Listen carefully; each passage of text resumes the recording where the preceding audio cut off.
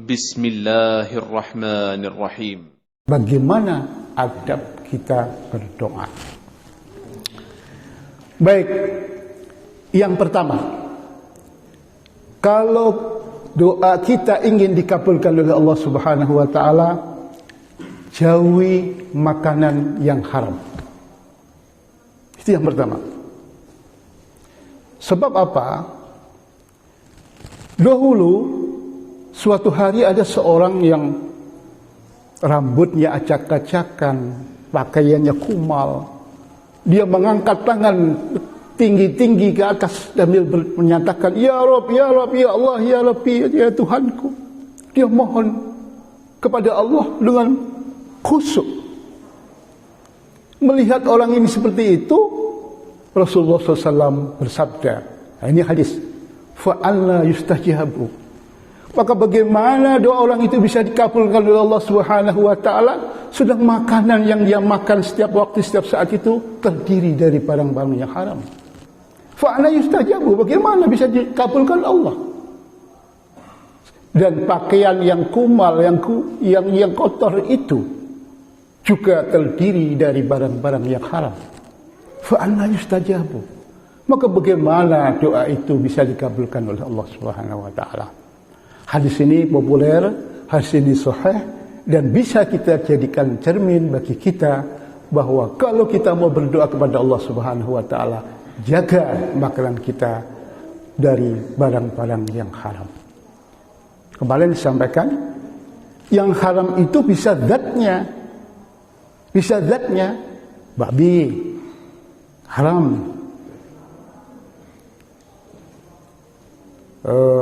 anjing haram, dan lain-lain. Itu zatnya. Tetapi ada yang haram dari harta yang kita dapatkan itu dari hal-hal yang haram. Nah, ini harus kita jauhi. Jadi yang pertama dan utama, kalau ingin doa kita dikabulkan Allah, makanlah makanan yang halal. Baik zatnya maupun cara mencari harta tersebut. Yang kedua, Bu, Bapak, cari waktu yang tepat. Kapan waktu yang tepat berdoa itu? Banyak waktu, Pak, yang dijanjikan oleh Rasulullah SAW doa itu akan mustajab. Terutama kapan? Sepertiga akhir malam. Artinya apa?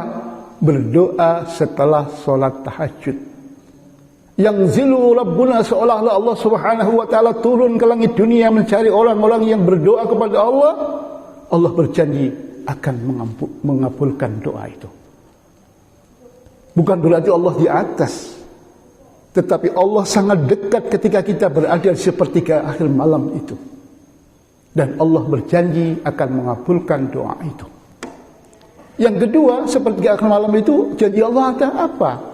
Akan mengampuni dosa-dosa orang-orang yang memohon ampun, bertaubat pada sepertiga akhir malam. Inna wa'dallahi haq, sesungguhnya janji Allah itu benar adanya. Berdoalah pada waktu sepertiga akhir malam. Kapan lagi? Kalau bapak-bapak ini khususnya, ada waktu mustajab antara azan dan qomat. Itu sebentar waktunya. Kalau tidak salah, tidak ada 5 menit. Kalau subuh agak panjang dikit. Antara azan dan qomat. Bapak-bapak, ibu-ibu datang ke masjid ini, sholat dulu, tahiyatul masjid, kemudian berdoa kepada Allah. Rupanya antara azan dan qomat ini adalah waktu yang mustajab. Waktu yang insya Allah banyak dikabulkan kalau kita berdoa kepada Allah. Kapan lagi? Ini bagi bapak-bapak juga. Antara khutbah pertama dan khutbah kedua. Jadi kalau khatibnya itu setelah khutbah pertama, duduk sebentar, kemudian berdiri lagi. Nah, antara khutbah pertama dan khutbah kedua itulah termasuk salah satu waktu yang mustajab. Oleh karena itu, terutama bagi bapak-bapak, jangan lewatkan itu. Jangan lewatkan antara khutbah pertama dengan khutbah kedua. Di beberapa tempat saya pernah mendengar antara khutbah pertama dan kedua itu dibaca sholawat yang keras. Kalau saya cari hadisnya kok nggak ketemu itu ya. Yang ada berdoa sesungguhnya.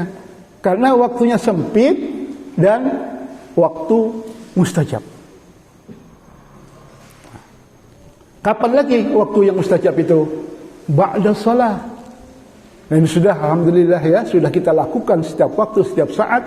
Setelah sholat, setelah zikir kepada Allah Subhanahu wa ta'ala, lantas kita berdoa kepada Allah Subhanahu wa ta'ala. Jadi kesimpulannya, cari waktu yang tepat. Walaupun kapan saja kita boleh berdoa, kapan saja. Tetapi alangkah bagusnya, alangkah baiknya kalau kita berdoa pada waktu-waktu yang disebutkan oleh Rasulullah SAW. Waktu itu mustajab. Waktu hujan lebat, itu juga ada hadisnya. Kita berdoa ketika hujan berlebat, insya Allah dikabulkan oleh Allah Subhanahu wa ta'ala. Waktu. Kemudian yang kedua, cari tempat yang mustajab. Bagi yang haji, umrah, di Mekah banyak tempat-tempat yang mustajab. Di Raudhah, Pak. Kemudian di Arafah itu banyak hadis yang menjelaskan betapa mustajabnya kita berdoa ketika berada di Arafah. Kalau di sini di mana? Waktu tempat yang terbaik untuk berdoa adalah Baitullah, masjid. Boleh di rumah, boleh di tengah jalan, boleh di pasar, tapi tempat yang paling mustajab adalah di masjid. Karena ini tempat Baitullah, rumah milik Allah Subhanahu wa ta'ala. Jadi kalau kita ingin doa kita dikabulkan oleh Allah Subhanahu wa ta'ala, cari waktu yang tepat, cari tempat yang tepat. Kemudian selanjutnya,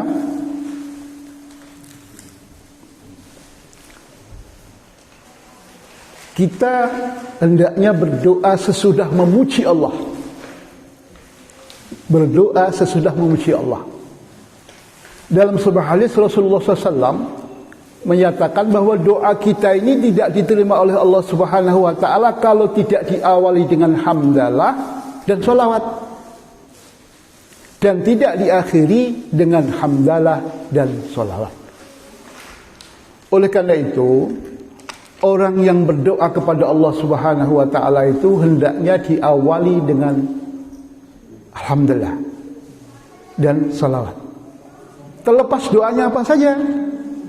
Bahasa Indonesia silahkan, bahasa Sunda silahkan, bahasa Jawa silahkan. Tapi doa yang terbaik adalah doa ma'thur. Tahu Bu, doa ma'thur itu bagaimana?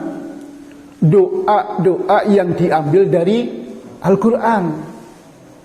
Rabbi habli hukma alhiqni bissalihin, Rabbi habli, dan seterusnya banyak ya doa-doa yang ada dalam Al-Quran. Itu doa yang lebih manjur, lebih mustajab kalau kita panjatkan kepada Allah Subhanahu wa ta'ala. Saya sering mendengar doa dari Pak Gaji, itu biasanya beliau mengambil dari Al-Quran dan Al-Hadis. Itu namanya doa ma'thur, doa yang diambil dari Al-Quran dan dari Al-Hadis. Bolehkah dengan bahasa sendiri? Ya boleh saja, asal jangan minta selain Allah. Seperti kemarin saya ceramahkan itu, pengen hujannya reda tapi memanggil pawang hujan. Namanya siapa Bu? Rara. Saya sampai hafal betul itu ya. Itu jadi viral di medsos, Masya Allah. Ternyata dia agamanya itu bukan Islam, ya wajar. Kalau ada orang Islam mau nikahkan anak kemudian manggil pawang hujan, musyrik dia. Kalau pawang itu konotasinya kepada bukan selain Allah, Tetapi kalau minta doa Pak Haji misalnya ulama, maka insya Allah itu dibolehkan karena berdoanya kepada Allah Subhanahu wa taala. Nah, mungkin ada pertanyaan, kenapa ada orang non-muslim yang berdoa kepada selain Allah kadang-kadang diterima oleh Allah, kadang-kadang kabul? Kenapa? Jawabannya Allah itu Rahman, Maha Rahman. Bismillahirrahmanirrahim. Dengan nama Allah Ar-Rahman yang Maha Rahman. Allah itu Maha Rahman. Artinya apa? Kasih sayang Allah itu diberikan kepada semuanya. Orang muslim diberi kasih sayang Allah, diberi rahmat Allah. Orang non-muslim juga diberi rahmat Allah. Itu Rahman. Dan tempatnya di dunia. Maka kalau ada orang non-muslim berdoa kepada selain Allah, kemudian dikabulkan oleh Allah karena rahmannya Allah ini. Kalau ada orang non-muslim dia kerja keras kemudian kaya raya karena rahmannya Allah ini. Tidak dibeda-bedakan.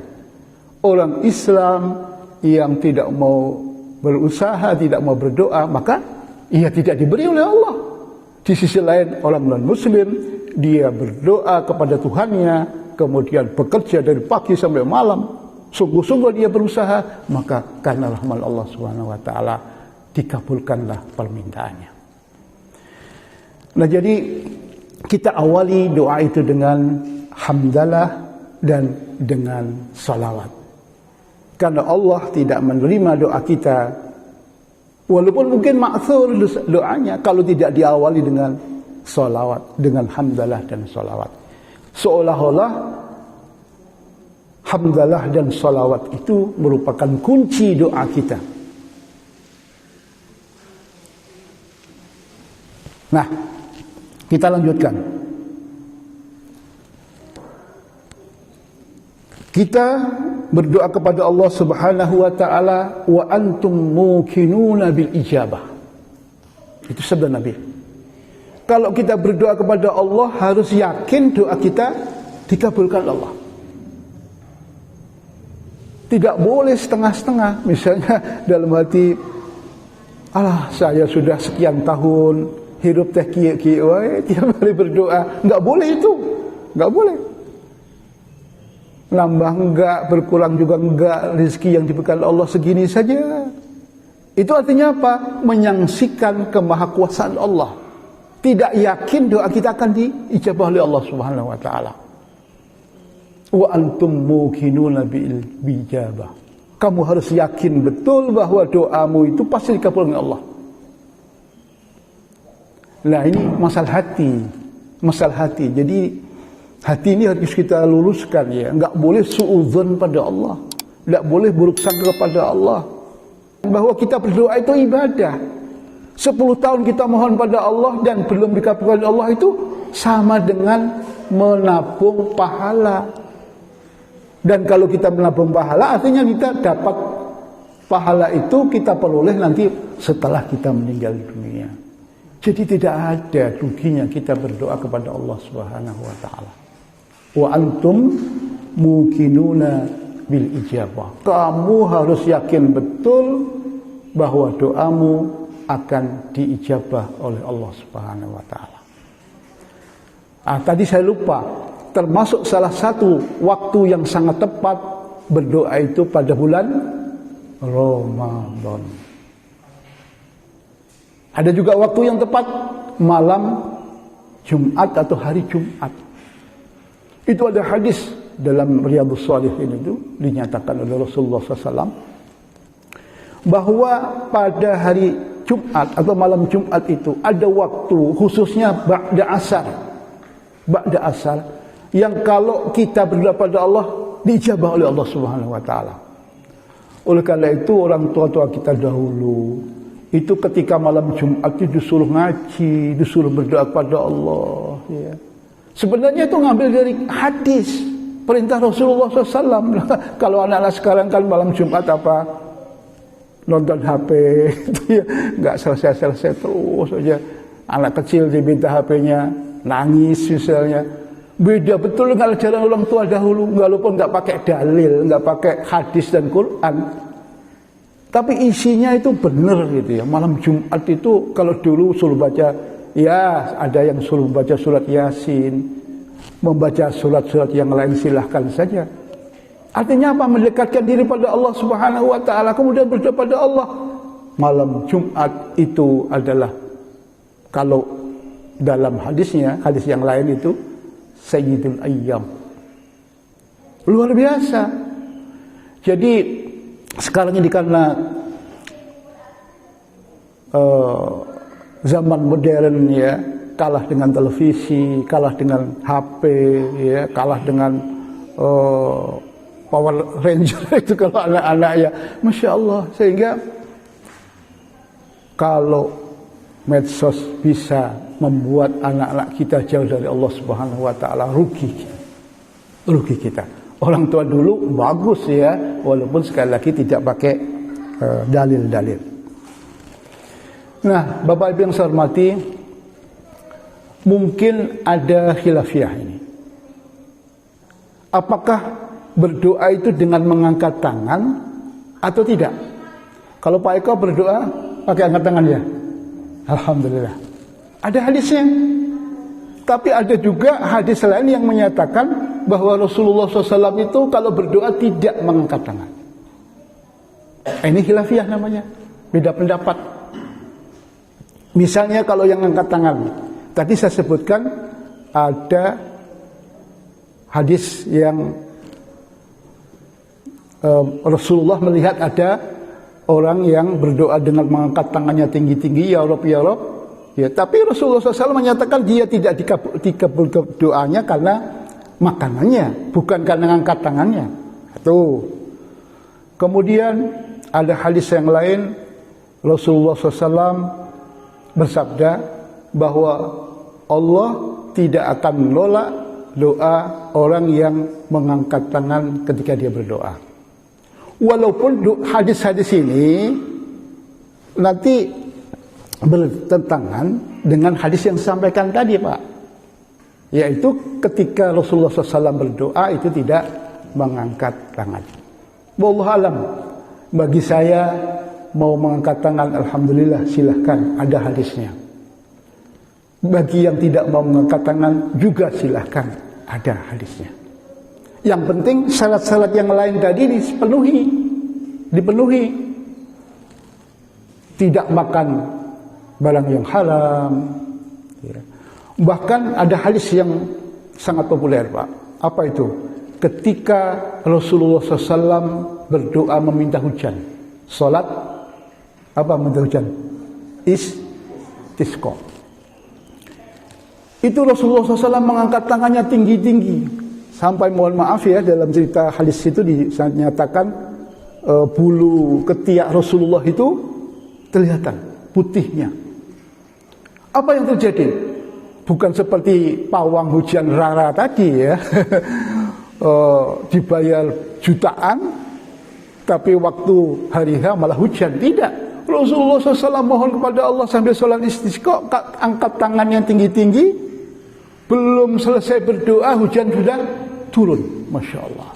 Ini hadis sahih. Hadis sahih. Ya, belum selesai berdoa Rasulullah SAW hujannya sudah turun. Nah, ada hadis lain lagi. Apa itu? Pernah datang seorang sahabat kepada Rasulullah, ya Rasulullah, di daerah kami ini sulit hujan, gak turun-turun hujan itu. Maka doakanlah ya Allah, ya Rasulullah, supaya hujannya turun. Ya, kalau di sini juga sering terjadi kemarau panjang. Apa yang terjadi, Pak? Doa Rasulullah langsung diijabah oleh Allah Subhanahu wa taala. Hujan turun sampai akhirnya banjir di tempat itu. Dia datang lagi kepada Rasulullah SAW, ya Rasulullah, mohon didoakan supaya jangan banjir, jangan hujan yang banyak. Masya Allah, didoakan lagi, akhirnya reda lagi. Itulah contoh doa Rasulullah Sallallahu Alaihi Wasallam. Nah, supaya kita bisa seperti Rasulullah, bagaimana Rasulullah itu orang disayangi Allah. Rasulullah itu sangat dekat dengan Allah. Rasulullah itu taat beribadah kepada Allah. Rasulullah itu setiap hari tidak kurang 70 kali istighfar. Bahkan ada yang menyatakan hadis yang lain 100 kali dekat dengan Allah. Jadi kalau kita ingin doa kita dikabulkan oleh Allah, dekatkan diri kita kepada Allah Subhanahu wa taala.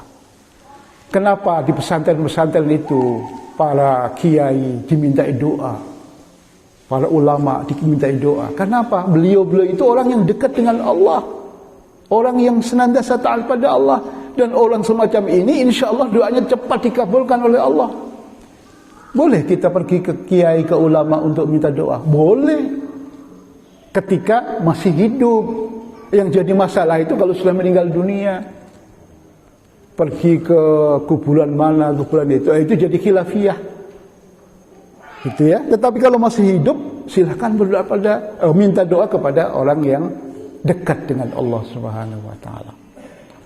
Jadi dalam Al-Quran itu fal yastajibu li wal yu'minu bi. Kalau doa kita ingin dikabulkan oleh Allah, fal yastajibu li, ijabailah, laksanakanlah perintah Allah Subhanahu wa taala dengan baik. Kalau kita sudah bersih ya, dari dosa-dosa, kita dekat dengan Allah, insya Allah doa kita akan dikabulkan oleh Allah Subhanahu wa taala. Fal yastajibu wal yu'minu bi. Yang kedua harus beriman juga pada Allah. Beriman. Ada doa yang diberikan oleh Allah, dikabulkan oleh Allah, tapi diberikannya dengan marah. Beberapa waktu yang lalu saya menyampaikan di One Day One Reminder itu, ada seorang ibu di Bekasi, murid saya, dia nanya kepada saya, Pak, apa artinya istijraj? Kan dalam tulisan itu, mudah-mudahan doa kita kepada Allah bukan merupakan istijraj. Apa Pak istijraj itu? Diberi oleh Allah tapi sambil marah. Apa bahasa Sundanya? Disungkun ya? Bahasa Indonesianya disungkun itu apa? Enggak tahu ya. Saya nanya pada orang-orang Sunda, disungkun itu apa? Padahal disungkun teh naon Pak? Disungkun. Bahasa Indonesia itu apa?